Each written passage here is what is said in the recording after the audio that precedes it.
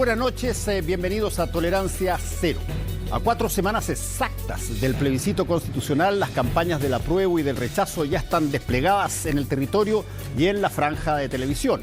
La discusión se da en medio de un evidente aumento de hechos delictuales de alta connotación pública que ha obligado al gobierno a tomar la iniciativa e intentar instalar su relato para enfrentar este fenómeno. De eso viene a hablar el subsecretario de Prevención del Delito, Eduardo Vergara.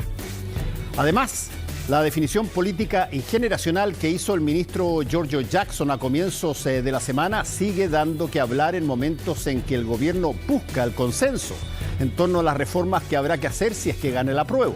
De eso y del balance de los 5 meses del presidente Boric en el poder, vamos a conversar con el influyente cientista político y académico de la Universidad Católica, Juan Pablo Luna.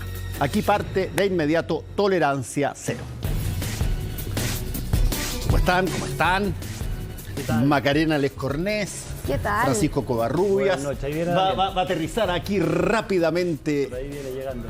Daniel Matamala. Y gracias por estar aquí, subsecretario, con nosotros, Eduardo Vergara. Muchas gracias por la invitación. Días difíciles son. Días que por sobre todo están haciendo que el trabajo que tenemos sea con el mayor refuerzo, con el gran sentido de urgencia, como nos ha pedido el presidente de la República, pero por sobre todo entendiendo que nos estamos haciendo cargo de un momento país que, como es lo lógico y responsabilidad de quienes llegan a gobernar, hay que mirar hacia adelante, encontrar soluciones, atender las urgencias, pero por sobre todo poner el foco, y esto creo que es la tónica de lo que hemos hecho, en la operatividad y las acciones concretas, mientras en paralelo avanzamos con llevar adelante una agenda de seguridad que logre dar el giro que necesitamos en este país. A ver, para empezar a iniciar el pimponeo, en un momento dado, tú dijiste que estamos viviendo uno de los procesos más violentos desde el retorno a la democracia. ¿Eso sigue siendo así? Claramente, el momento en que llegamos a gobernar es un momento que se marcaba particularmente por un alza que se venía viendo hace unos años en delitos violentos y en el incremento de los homicidios. Como ustedes pueden también saber, son fenómenos que tampoco ocurren de la noche a la mañana. Y parte de gobernar es empezar con sinceridad. Parte de gobernar es tener los diagnósticos claros de cara a la ciudadanía, dejar lo más rápido posible los diagnósticos de lado y ponerse a trabajar. El presidente de la República lo dijo hace unos días atrás. Para nosotros este es un tema urgente, es un tema de la máxima complejidad y gravedad, y creo que cuando uno inicia y cuando llega a gobernar y cuando se mantiene gobernando, parte de esa responsabilidad es hablar con la sinceridad necesaria para que entendamos no solamente como gobierno este sentido de urgencia, sino que el problema de seguridad que estamos viviendo como un problema de Estado que implica la articulación no solamente de lo público en el Estado, sino que también de distintos actores privados. Eduardo, en ese minuto, cuando lo que está diciendo Fernando, que en algún minuto tú dijiste que hiciste un diagnóstico, este es el peor momento, incluso dijiste que todavía había espacio para tomar ciertas acciones, creo que usaste la palabra precipicio antes de caernos al barranco, dijiste. Sin embargo, en aquel minuto se criticó mucho de darse vuelta en un diagnóstico que uno pensaba que, sobre todo gente como tú, que ya venía trabajando en el tema de seguridad mucho tiempo, tú tienes experiencia de gobierno en el tema de seguridad, eras uno de los que más conocía dentro de todo el equipo que llegó a La Moneda, lo que era el tema de seguridad, de que se quedaron mucho tiempo estancados en el diagnóstico, en el comentario, y que faltaba proactividad. ¿Hay alguna mea culpa, ya pasados los meses, de que eventualmente se deberían quizás haber mandado señales o tomar ciertas medidas mucho antes de lo que se han tomado en estos meses? A ver, a 4 meses de llegar al gobierno, nosotros tenemos un balance que para nada es autocomplaciente y para nada es un balance que tiene que estancar lo que todavía nos falta por hacer. Pero cuando llegamos a la Subsecretaría de Prevención del Delito, nos pusimos 5 metas para implementar de manera inmediata. La primera, hacernos cargo de un diagnóstico, que no lo estábamos haciendo, sino que nos hacíamos cargo de la gran desigualdad que existía en recursos, particularmente en los municipios.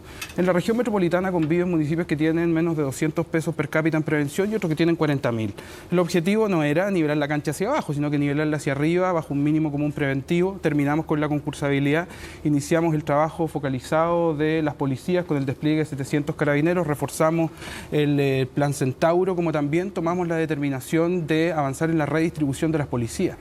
Todas esas metas bajo ese punto lo cumplimos. El segundo objetivo que nos pusimos era articular las fuerzas público-privadas. En un país donde la demanda de seguridad privada muchas veces, o la mayoría de las ocasiones, distrae recursos públicos que deberían estar en los territorios que más se necesitan, iniciamos un proceso con una muy buena respuesta y participación del sector privado, donde nos hemos puesto como meta avanzar en una coproducción de seguridad y donde han habido objetivos que se han cumplido de forma bastante significativa y positiva.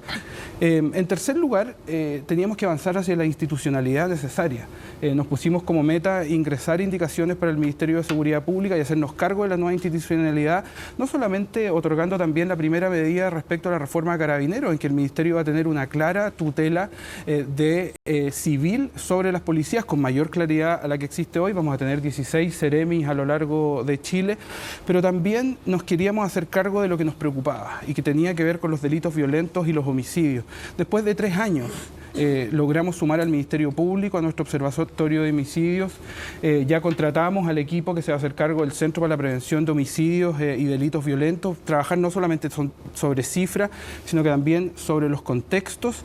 Y creo que esos han sido pasos iniciales para sentar las bases de un trabajo preventivo que, dicho sea paso, la prevención está en el corazón de gobierno. ¿Para qué hablar? Y lo podemos profundizar después, si me permites un segundo, todo lo que tiene que ver con las acciones concretas sobre el crimen organizado, la recuperación de espacios públicos, narcotráfico y labores que están también divididas en las distintas subsecretarías. Sí, no, es que...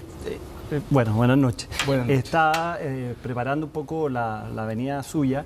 Estuve revisando algunas cosas de que usted dijo el año pasado, o sea, hace poco tiempo. Usted es una persona que tiene harta experiencia en seguridad, formó parte del gobierno de Michelle Bachelet, y me llamó la atención, o no me recordaba yo, lo crítico que había sido, sobre todo en esa época, con el subsecretario Gali.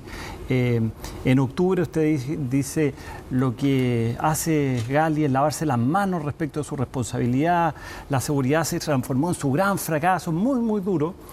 Y sin embargo, de acuerdo a las cifras, que por lo menos los cuadros de cifras, se ve que si uno compara este primer semestre del año, donde, claro, el gobierno lleva cinco meses, digamos, pero este primer semestre respecto al año anterior, las cifras son peores que las que estaban el año pasado. Entonces, mi pregunta es, primero, ¿se arrepiente un poco de la crítica tan grande respecto a ahora que le toca a usted ser objeto de esas críticas? Y en segundo lugar, ¿cómo se explica que en el fondo todos los indicadores estén a la baja respecto al año pasado?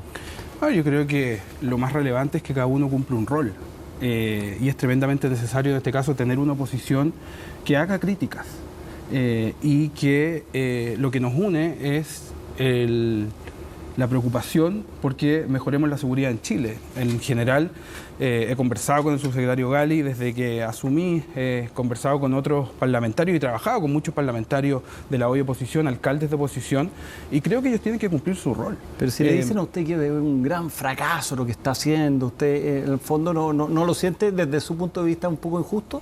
Para nada. Si a la par de esas críticas que yo hice por mucho tiempo, también dejé claro mucho tiempo que la responsabilidad de la seguridad no podía recaer sobre un solo gobierno. Es más, además fui muy crítico de lo que se hizo en gobiernos anteriores, incluso de los cuales fui parte. ¿Y cómo Porque no resiste ningún tipo de análisis argumentar que la situación que está viviendo el país corresponde a lo que empieza a ocurrir a contar del 11 de marzo en adelante. Y por eso creo que la seguridad es un desafío país y celebro principalmente la proactividad acompañada de crítica, pero la asumo como una convicción de que tenemos un desafío común como país y me parece totalmente razonable. Sin duda que es un desafío país, pero mi pregunta es ¿cómo se explican o por qué, cuál es la tesis que tiene usted respecto al incremento de un 50% en homicidio, un 18% en violaciones, un 33% en lesiones, un 61% en robo?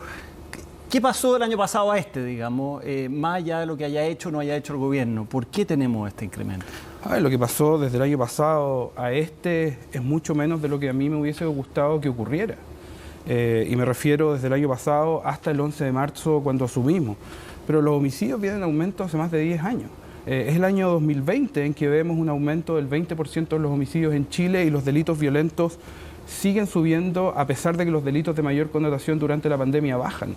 Entonces, cuando hablamos de la preocupación que nos mueve y el sentido de urgencia que tienen las acciones, van particularmente enfocadas no solamente en el alza sostenida que hemos visto los delitos violentos y los homicidios, sino que particularmente siguen ocurriendo de forma desproporcionada en las comunas que tienen menos ingresos, homicidios, sensación de inseguridad y muchos de los delitos que tú mencionas. Entonces, creo y repito, lo que ocurre en un país en 4 meses no puede ser excusa de lavarnos las manos y decir, bueno, esto todo corresponde al gobierno anterior o a los anteriores. Y por eso mismo es tan importante dejar de lado los diagnósticos y ponerse a trabajar, porque mientras nosotros analizamos y conversamos, hay personas que están siendo víctimas de delitos en este país. Y esa es la labor que el presidente de la República nos ha encomendado, y por eso mismo las críticas las tomamos con una preocupación conjunta. Daniel. Buenas noches, subsecretario. En octubre de 2021, hace menos de un año, cuando el presidente Piñera pidió la extensión del estado de emergencia en la macrozona sur, la misma medida que hoy está pidiendo el gobierno del cual usted forma parte, usted dijo lo siguiente: con esto Piñera pasará a la historia por declararle la guerra al pueblo y militarizar el Gualmapu. Esto renueva su fracaso en seguridad. Rechazar la extensión del show mediático, pidió usted también en ese entonces, se lo llamaba un show mediático, y dijo que la derecha está usando las Fuerzas Armadas como un tanque de oxígeno para parchar su incapacidad de gobernar. Todas estas frases tan duras que usted dijo sobre la misma medida que hoy está tomando su gobierno, ¿las mantiene? Primero que todo, creo que cuando las circunstancias cambian, uno tiene el deber de cambiar de opinión en vista de lo que tiene que hacer. Ahora, las circunstancias son además distintas a las que se vivió en las decisiones anteriores de estado de excepción, porque en paralelo a la decisión de retomar el estado de excepción en la macrozona sur, vino una serie de acciones que tienen que ver directamente con inversión, con apertura al diálogo político y con el reforzamiento de otras medidas que esperamos que prontamente permitan transitar fuera de ese estado de excepción. Entonces, creo que no podemos comparar los escenarios porque son distintos, pero al mismo tiempo. Perdón, el escenario es violencia, sí, en la misma zona del país, por los mismos grupos que estaban operando el año pasado y que están operando ahora, y tomar exactamente la misma medida que aplicar un estado de excepción. Más allá de que se diga, hay otras medidas adicionales. El gobierno del presidente Piñera también intentó otras medidas adicionales que no tuvieron éxito, pero la medida es exactamente la misma. Justamente me refiero al escenario distinto respecto a lo que el gobierno está haciendo. La impronta y por medio de lo cual está ejecutando estas acciones. Creo que lo que importa en este momento es que el gobierno usa todas las herramientas que tiene a disposición, porque hay un bien superior, y ese bien superior es particularmente el que debe sustentar que las autoridades puedan ir cambiando las acciones de forma permanente, no enamorarnos de las cosas que estamos haciendo. Lo mismo que yo le comentaba a Macarena respecto a las 5 acciones que nos pusimos como objetivo, están en constante evaluación, y creo que si hay algo que hemos visto en las últimas décadas en este país es que las políticas se enfocan particularmente en el antes, en el diseño, en el anuncio, y hay poco seguimiento para ver si funcionan o no. Y si no funcionan, es nuestra responsabilidad al estar gobernando en que tenemos que cambiar el rumbo. Pero usar a las Fuerzas Armadas ¿es un tanque de oxígeno para parchar la incapacidad del gobierno? Eso usted mismo lo decía hace algunos meses. Ahora están usando de nuevo a las Fuerzas Armadas. Cuando el gobierno usa como recurso solo a las Fuerzas Armadas o solo al estado de excepción, creo que efectivamente es un escenario muy distinto al que estamos viendo hoy, como parte de una estrategia política que tiene como norte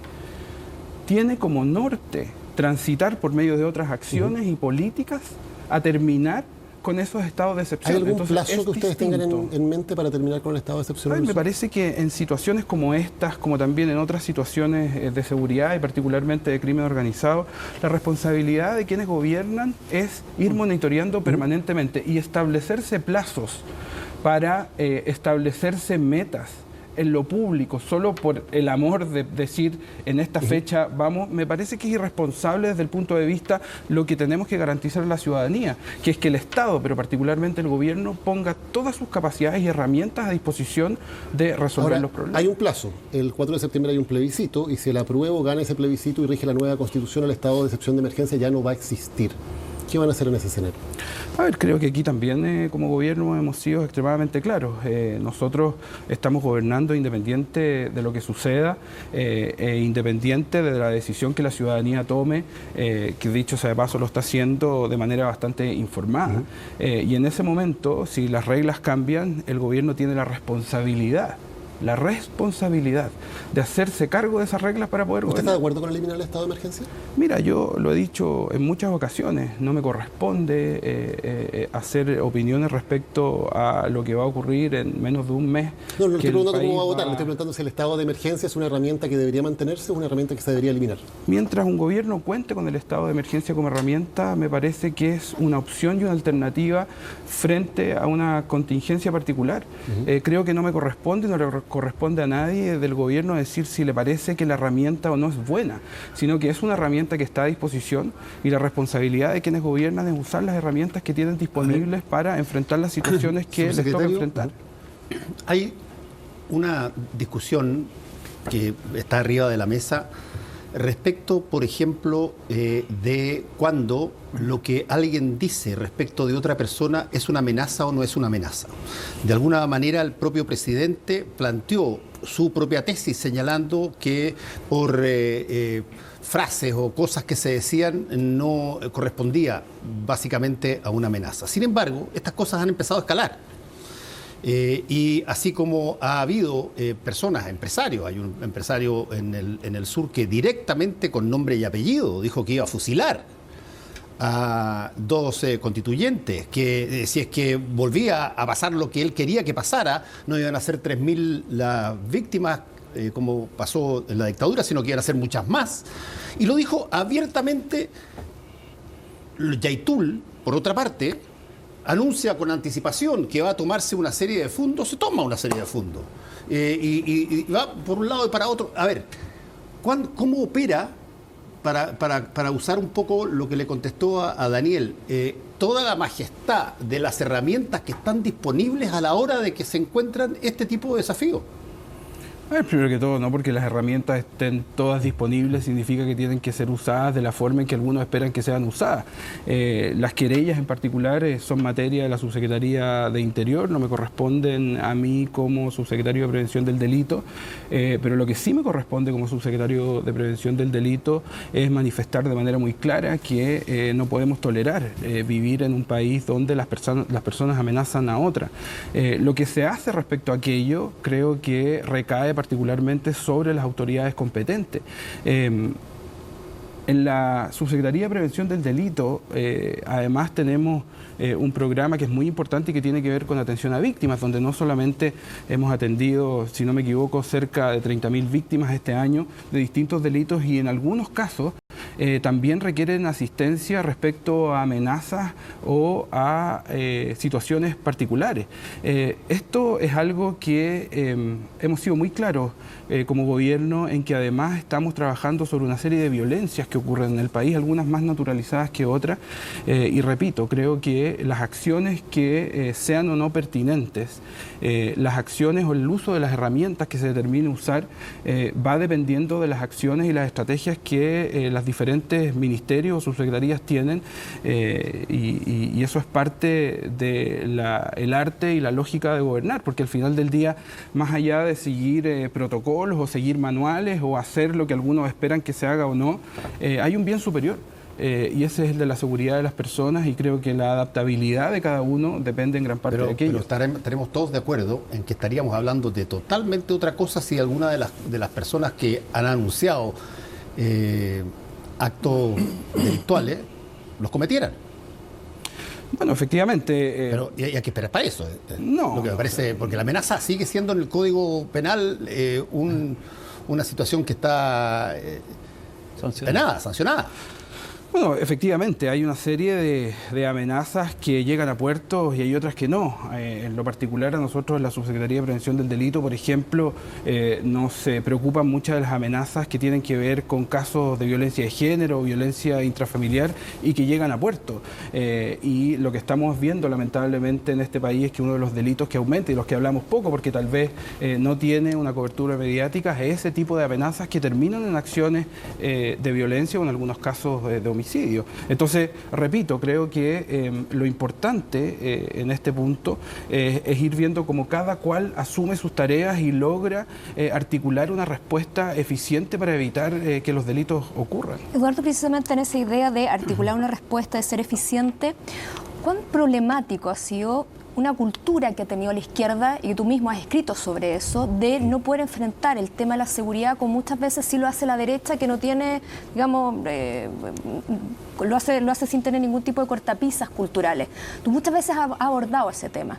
Claro, uno los puede tener cuando es oposición, pero cuando llega el momento de tomar medidas, ese problema cultural te impide, de repente te hace llegar más tarde, te hace subvalorar ciertas cosas o incluso justificarlas en algunos minutos. ¿Cuánto de eso hay aún? ¿Ha sido en algún minuto un obstáculo para tomar ciertas decisiones o para convencer al entorno de que hay que actuar de cierta manera? ¿Ha habido de eso en los primeros meses? A ver, esa me parece una pregunta tremendamente profunda y pertinente con lo que ha vivido el país. Efectivamente, mi crítica no solamente venía respecto a Chile, lamentablemente esto ha sido un fenómeno bien compartido en las izquierdas en general y particularmente en América Latina.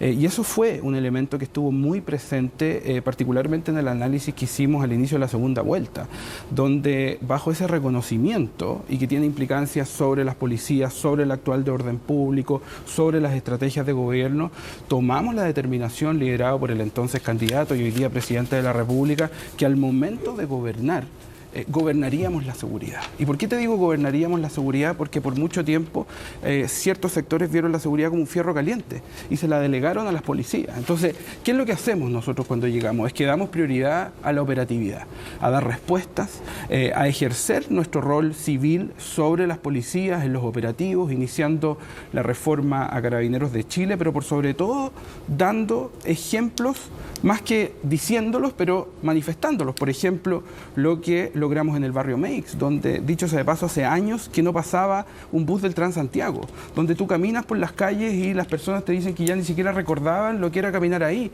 en más de 12 estaciones del metro, lo que haremos a contar de mañana en diferentes puntos de Maipú, acciones concretas que van mucho más allá de las promesas y los discursos, pero que tienen que ver con demostrar que tenemos una gran responsabilidad bajo la épica del bien común y un imperativo político de gobernar la seguridad y dejar de lado esos fantasmas. A señales de muchísima más entidad que son, por ejemplo, las querellas.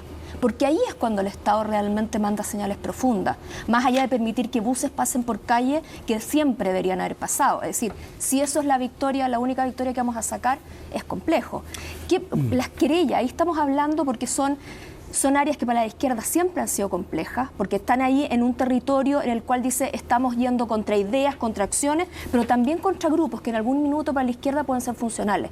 Por eso te pregunto por qué no han ido con señales mucho más potentes en ese área y no quedarse con que pasa un bus por Meix.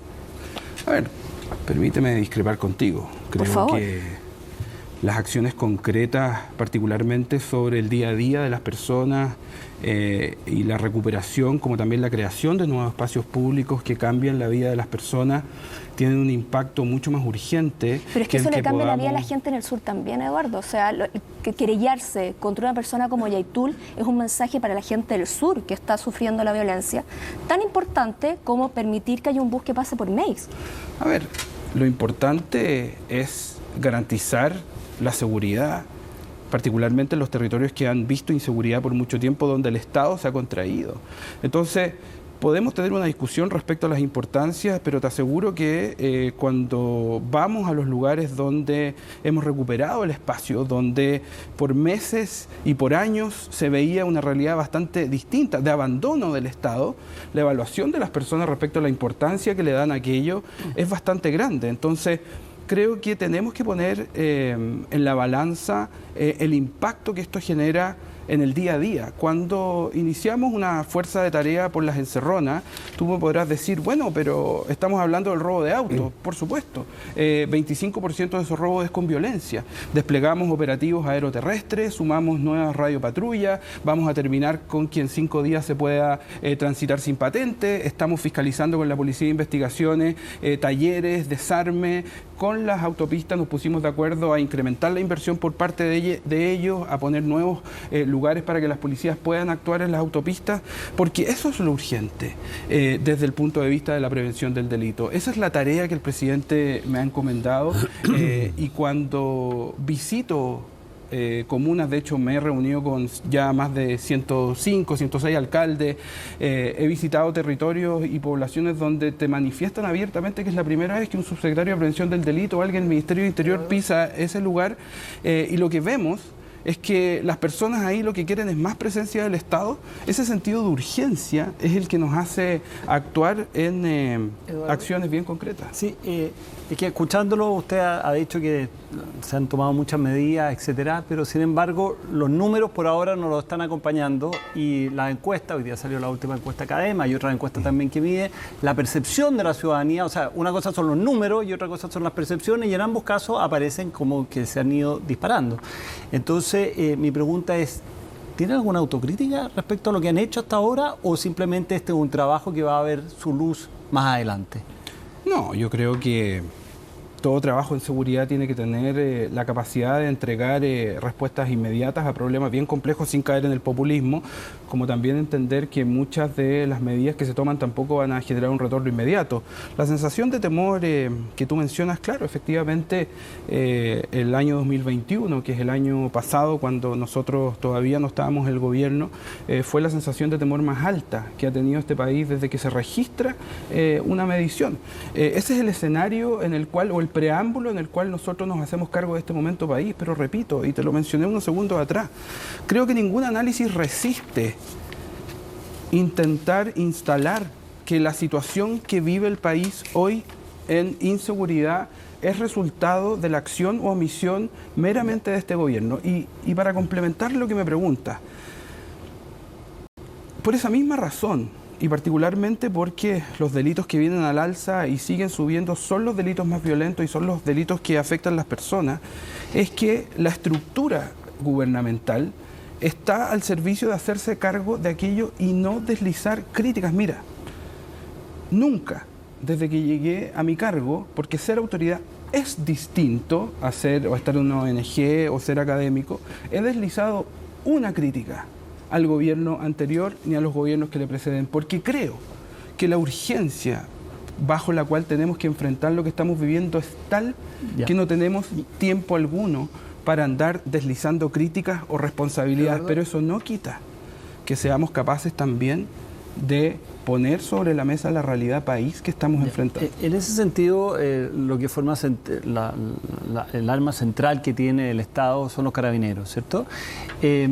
Y ha habido una gran controversia a propósito de la izquierda respecto a la refundación o a la reforma de Carabineros. ¿Esto ya está zanjado en este gobierno? ¿Ya no se habla más de refundación de Carabineros? Eso quedó zanjado en la segunda vuelta electoral y hoy día además me toca a mí ser el secretario ejecutivo del proceso de reforma de Carabineros. ¿Y qué ha pasado con la reforma de Carabineros? Porque en el gobierno anterior se estableció incluso una página de reforma de Carabineros, hoy día esa página ya no está disponible. ¿En qué está esa reforma de Carabineros? A ver, lo que hicimos es lo que había que hacer, que era entrar a evaluar lo que se había hecho para entender claramente en qué punto se había dejado ese proceso, que dicho sea de paso no corresponde exclusivamente al Ministerio del Interior, sino que Carabineros también había hecho muchos avances. Llevamos más de 10 reuniones del Comité Técnico de Trabajo de la Reforma. Este viernes 12, si no me equivoco, 12 o 13, 12, vamos a instalar la unidad coordinadora de la reforma, como también el Consejo Asesor de la Reforma, donde Carabineros participa y el proceso se está llevando adelante. La página web la vamos a relanzar ese día porque te podrás imaginar que además los equipos internos, no los externos que estaban trabajando en ese proceso cambian, pero además... Una última pregunta cortita respecto a Carabineros, que se habla mucho de la reforma de Carabineros, pero no se habla del número de policías que hay en Chile y donde nosotros, claro, si uno compara con lo mínimo que establece establece la ONU, nosotros tenemos 2 y tanto y establece 1,8, pero sin embargo, si uno compara con los países europeos, por ejemplo, tenemos la mitad de policía. Y eso que estamos considerando los carabineros, que hay muchas funciones de carabineros, que es cuidar la frontera, un montón de cosas que no tienen nada que ver. Entonces, ¿faltan policías en Chile? A ver, el presidente de la República en la cuenta pública se comprometió que aumentaremos un 40% el ingreso a carabineros, pero déjame decirte algo, y esto genera siempre un poco de controversia, pero yo tengo la absoluta claridad que los problemas de seguridad en este país no pasan por más o menos carabineros solamente. La razón por la cual hemos articulado 8 fuerzas de tarea público-privadas es porque además vivimos en un país donde el recurso policial tiene un uso que no es eficiente. No es lógico que tengamos un evento masivo deportivo en la región metropolitana y despleguemos 1.200 carabineros, porque esos carabineros deberían estar donde más se necesita Estado.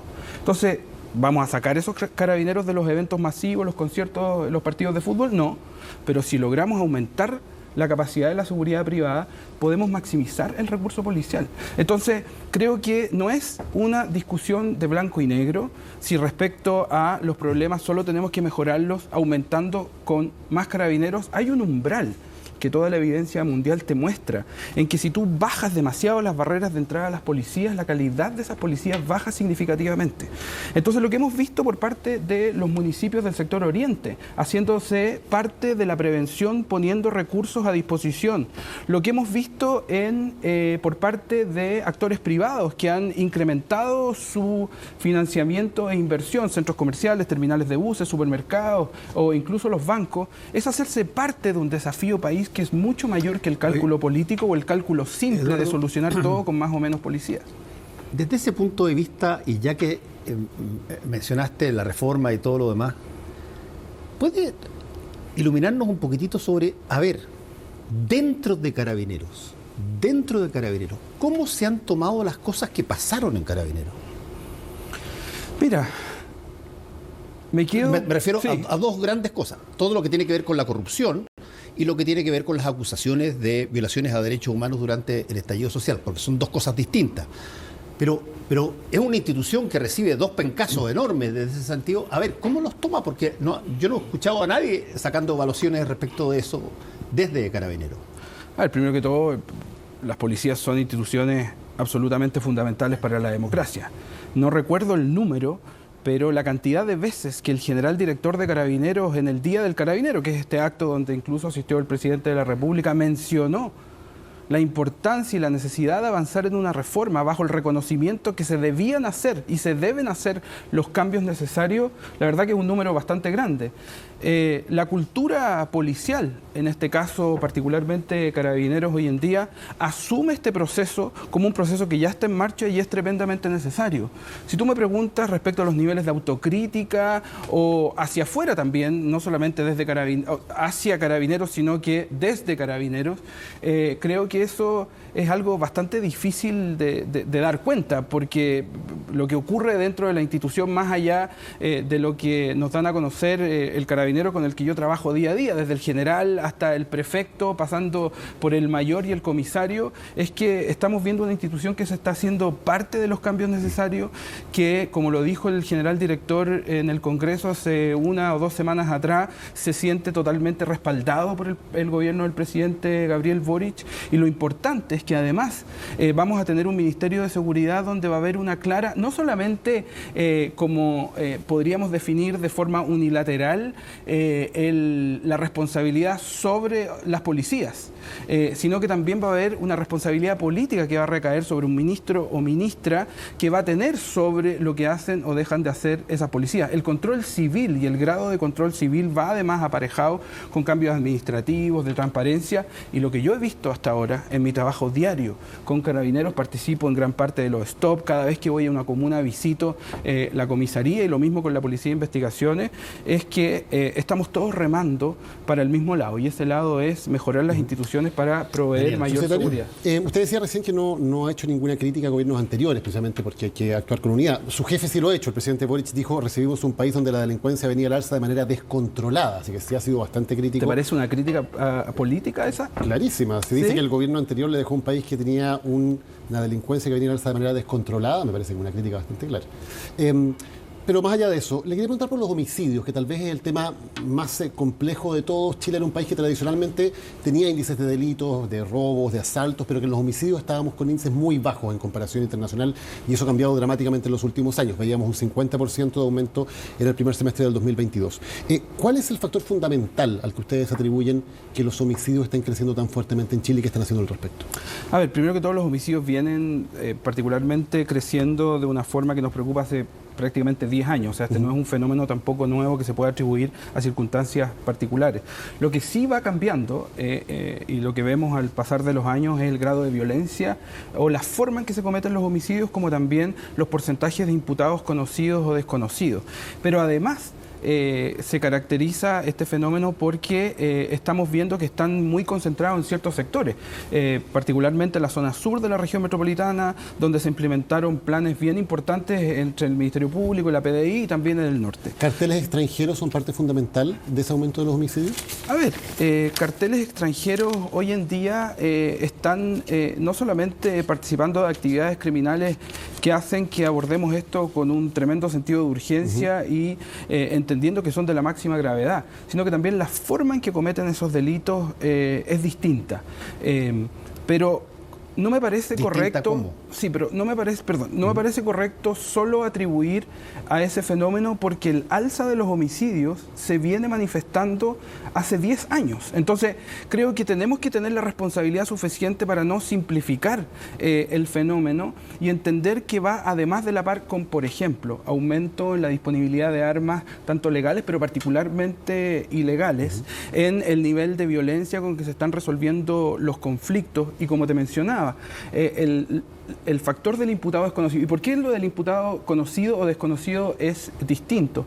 O sea, es relevante. Porque cuando tú tenías muchos imputados conocidos, porcentualmente hablando, era porque muchas acciones o incluso ajustes de cuenta, como lo quieran llamar, terminaban en homicidio o incluso ocurrían dentro del hogar. Entonces era más fácil saber, bueno, algo que terminó en un homicidio. Pero cuando hay mucho imputado desconocido, lo que desnuda es que un número importante de esos homicidios son cometidos previa planificación, o el objetivo es cometer el homicidio, no es que terminas cometiendo un homicidio. Entonces, esas características son particularmente las que nos pusimos como objetivo hacer este centro para la prevención de homicidios, porque no podemos hablar solo de cifras, sino que también del contexto. Y ese hecho de que haya cada vez más imputados desconocidos del delito más grave, que es el homicidio, ¿no desnuda también una falta de operatividad de la Fiscalía, de las policías, en términos de poder estar efectivamente viendo quiénes son los responsables? Porque esto nos está hablando de un grado de impunidad también muy alto. Bueno, habla, yo te diría particularmente de la forma y en el contexto en el que se comete.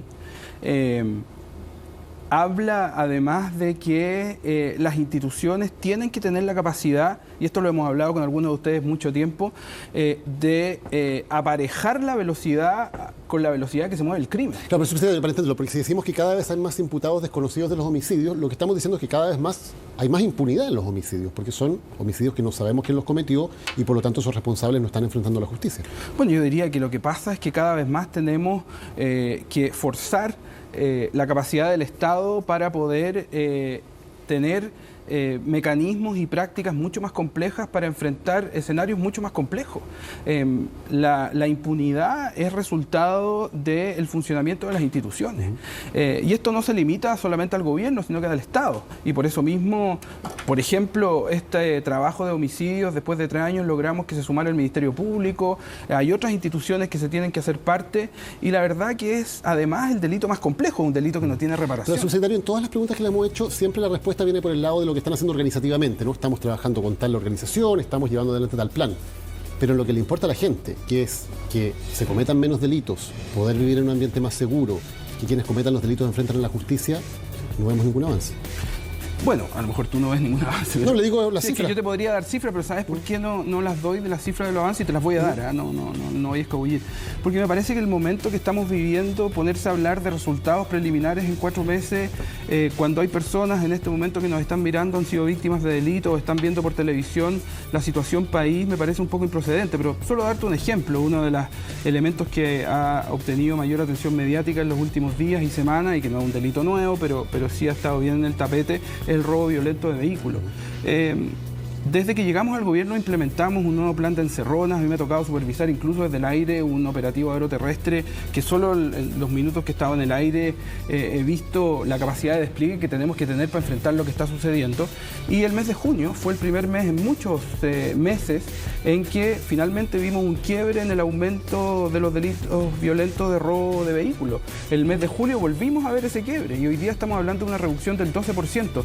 Pero ¿cómo yo en este momento saco cuentas alegres que hemos reducido ese delito en un 12% cuando sabemos lo que están sufriendo las personas? Entonces, a ver, esta es una estrategia que a lo mejor tenemos que revisarla sin duda y que tiene que ver con qué es lo que estamos comunicando, pero me parece tremendamente importante poner sobre la mesa que muchas veces hablar de los avances cuando la situación del país es como nuestro presidente la ha describido, grave, de la cual nos tenemos que hacer cargo, de la cual llegamos a hacernos cargo, es importante también dar la certeza a la población, quienes nos están mirando en este momento, de todas las acciones y el reforzamiento que estamos haciendo, porque mañana, cuando iniciemos un proceso muy importante en Maipú, nuevamente vamos a tener espacios públicos que por mucho tiempo no veían la presencia estatal, que por mucho tiempo no podían trabajar ir y caminar con seguridad. Eso es concreto más de las cifras, porque creo que en este momento lo que nos toca como gobierno es tener la claridad de poder enfrentar esto, pero también comunicar y dar a conocer las acciones concretas que estamos logrando. Subsecretario, se nos acabó el tiempo, le queremos... Pueden invitarme nuevamente. Por cierto. Y de hecho lo vamos a hacer cuando en una de esas cambien la cifra en un sentido, qué sé yo, cualitativo especial para ser tratado, digamos, en este programa. Así que muchas gracias por estar acá. Muchísimas gracias, buenas noches por la invitación. Volvemos un ratito.